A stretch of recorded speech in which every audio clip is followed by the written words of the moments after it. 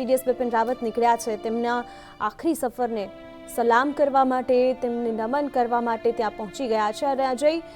जिस तरीके से हम ये दृश्य देख रहे हैं, कोई किसी को मानने में ही नहीं आ रहा है कि अब ये हमारे बीच नहीं रहे हैं, क्योंकि हर कोई बस गम आंखों से वहां पे आ रहा है।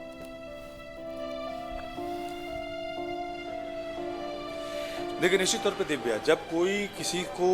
अपना बहुत खास मान लेता है या कोई इमेज किसी के दिमाग में बहुत ज़्यादा गहरे में बैठ जाती है और वो अगर आपके बीच नहीं रहता है, हमारे बीच नहीं रहता है, तो निश्चित तौर पे लोगों को इस बात पे विश्वास ही नहीं होता है कि जिस शख्स को अपने मन में हम बसा चुके हैं वो अब हमारी दुनिया में नहीं है।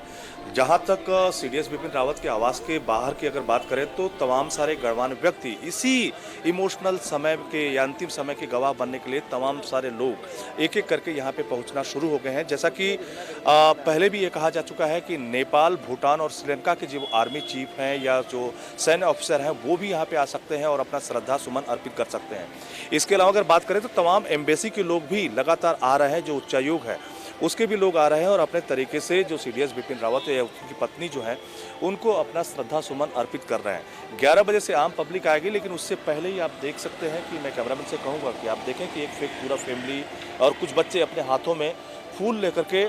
जो सीडीएस बिपिन रावत और उनकी पत्नी को अंतिम विदाई देने के लिए, श्रद्धा सुमन देने के लिए यहाँ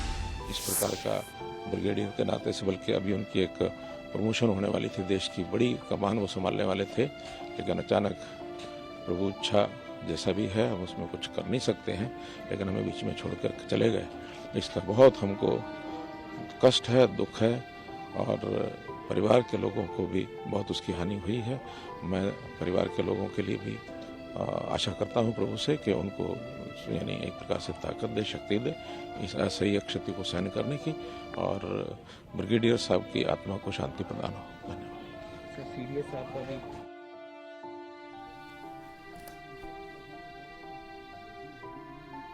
एक हानि है, वो एक अपूरणीय क्षति है। उनके अचानक चले जाने से देश गमगीन है, देश की जनता गमगीन है और एक दुखी मन से हमको उनको विदा करना पड़ रहा है। लेकिन फिर वही बात है कि प्रभु की इच्छा है, हम इसमें ज़्यादा कुछ कर नहीं सकते। प्रभु देश के सब लोगों को उस असह्य क्षति को सहन करने की शक्ति प्रदान करें। हरियाणाના મુખ્યમંત્રી મનોહરલાલ ખટ્ટર અત્યારે તેમના શ્રદ્ધાંજલિ, તેમના અંતિમ દર્શન માટે ત્યાં પહોંચ્યા હતા અને તેમના અવાજમાં પણ એ દુઃખ વ્યક્ત થઈ રહ્યું હતું કે હવે એક सीडीएस ગજાના જવાન આપણે ગુમાવ્યા છે, એવા જવાન કે જેણે ભારતીય સેનાને મજબૂત બનાવવાનું કામ કર્યું હતું અને આપણા પાડોશી દેશ જે છે તેમની સામે આંખ ઊંચી કરીને પણ જોવાનો હક નથી તેવું તેમણે બતાવ્યું હતું। અને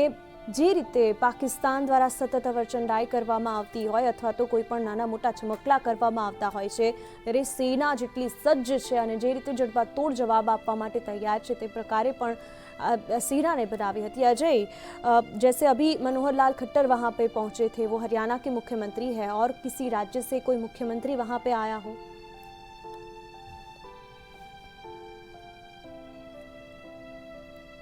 करके गणमान्य व्यक्तियों के आने का सिलसिला यहाँ पे भी शुरू हो चुका है। गृह मंत्री अमित शाह आ चुके हैं, एनसीपी चीफ शरद पवार आ चुके हैं, कई सारे भारतीय जनता पार्टी और अलग अलग पार्टियों के लीडर्स भी यहाँ पे आ रहे हैं और खास करके सेना से जुड़े हुए अधिकारी भी आ रहे हैं। मैंने नेपाल के उच्चायुक्त की यहाँ पे गाड़ी देखी तो पहले भी ये खबर थी कि नेपाल, भूटान और श्रीलंका के जो सेनाध्यक्ष हैं या हो सकता है कि आर्मी पर्सनल हैं वो भी यहाँ पे बिपिन रावत के आवास पे आएँ और अपनी श्रद्धांजलि अर्पित करें। आम पब्लिक के लिए 11 बजे का वक्त रखा गया है, लेकिन आप देख सकते हैं कि किस तरह की हलचल सीडीएस बिपिन रावत के जो आवास है उसके मेन गेट पे देखने को मिल रही है। तमाम सारे फूल लेकर के लोग यहाँ पे आते जा रहे हैं। 11 बजे तक आपसे यानी कुछ देर बाद तक जो खास लोग हैं उनकी तरफ से श्रद्धांजलि अर्पित की जाएगी। और यहाँ पे अभी आप देख सकते हैं कि कई सारे बच्चे भी यहाँ पे खड़े थे जिनको फिलहाल मीडिया से अलग रखा गया है, यानी एक रो में आम पब्लिक रहेगी और दूसरे रो में मीडिया कवरेज के लिए रखा गया है। तो ऐसे में अभी फिलहाल आम पब्लिक से बात करना थोड़ा मुश्किल है, लेकिन ये जरूर है कि 11 बजे के बाद आम पब्लिक यहाँ पे आना शुरू होगी और उसके लिए क्यू बनाई गई है, बैरिकेडिंग की गई है, तो आम पब्लिक भी आकर के अपना श्रद्धा सुमन अर्पित कर सकती है। लेकिन ये जरूर है कि एक एक करके जो वीवीआईपी मूवमेंट है वो लगातार यहाँ पे देखने को मिल रहा है। सभी पार्टियों के लोग और आर्मी पर्सनल, पुलिस के लोग और जो भी गणमान्य व्यक्ति हैं एक एक करके यहाँ पे आ रहे हैं, अपना श्रद्धा सुमन अर्पित कर रहे हैं। खास करके इस दिन अगर बात करें तो निश्चित तौर पे काफ़ी गमगीन माहौल है और हर कोई कहीं न कहीं सीडीएस बिपिन रावत और उनकी पत्नी का अंतिम दर्शन करना चाहता है या अंतिम पल का गवाह बनना चाहता है, क्योंकि सीडीएस बिपिन रावत ने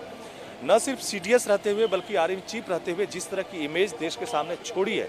वो एक पॉपुलर शख्सियत के तौर पे उभरे हैं। सिर्फ एक आर्मी चीफ ही नहीं रहे कि सिर्फ अपना काम करते रहे, बल्कि आम लोगों में भी उनकी इमेज काफ़ी उभरी। और ख़ास करके इन दिनों भारत का जो मूड है, कह सकते हैं कि जो मोरल है वो काफ़ी हाई हुआ है।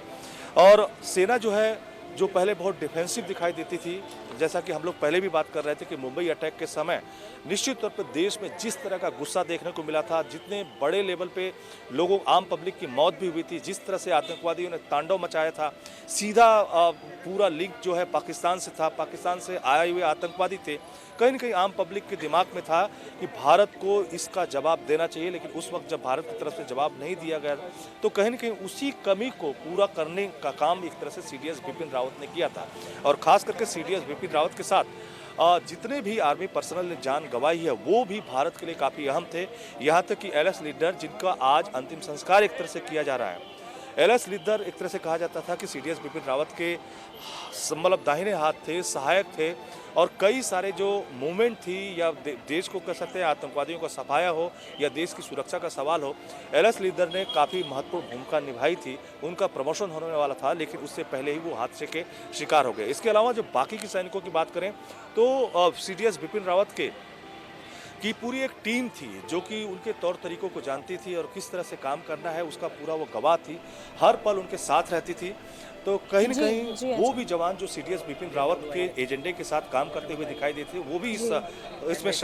शहीद हुए हैं। तो एक तरह से वो रस्मी प्रक्रिया अब धीरे धीरे शुरू हो चुकी है और जितने भी गणमान्य व्यक्ति फिलहाल आ रहे हैं, 11 बजे के बाद आम पब्लिक यहाँ पे दर्शन करेगी। आज सिर्फ 3 लोगों के अंतिम संस्कार किए जा रहे हैं, बाकी जो शहीद है, कह सकते हैं बाकी जो आर्मी पर्सनल हैं, उनका दाह संस्कार बाद में किया जाएगा। उसकी सिर्फ एक ही वजह है कि किसी की डेड बॉडी को पहचानना फिलहाल मुश्किल है, उनके डीएनए टेस्ट के जरिए ही उनको पहचाना जा सकता है। तो फिलहाल उनका डीएनए टेस्ट किया जा रहा है, माना जा रहा है कि जल्द रिपोर्ट आएगी तो उनका भी अंतिम संस्कार कर दिया जाएगा।